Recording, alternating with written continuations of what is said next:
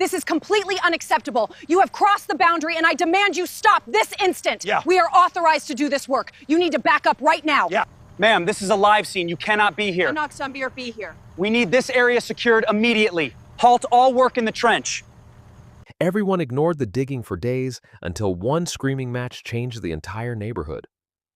Early Saturday morning, the sound of metal pipes and loud machinery echoed through a quiet suburban street. Workers were digging up the front yard to repair broken sewer pipes. For almost a week, neighbors stayed silent. Some were annoyed, some curious, but nobody said anything. Then suddenly, chaos exploded. A woman stormed out of her house in pajamas, furious and screaming across the street. "Why are you working this early? You're disturbing the whole neighborhood."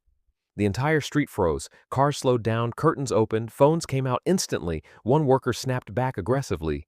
"We have a job to finish. Stop telling us how to work."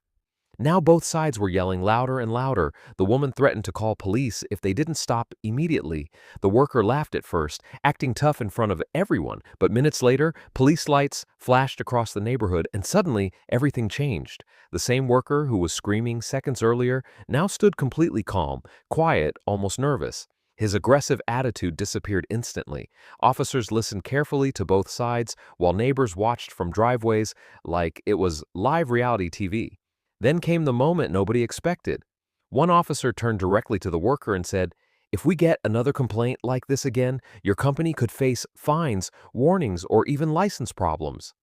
The worker's face dropped immediately. Now the entire mood shifted. The woman crossed her arms proudly while the worker quietly apologized for his behavior in front of everyone.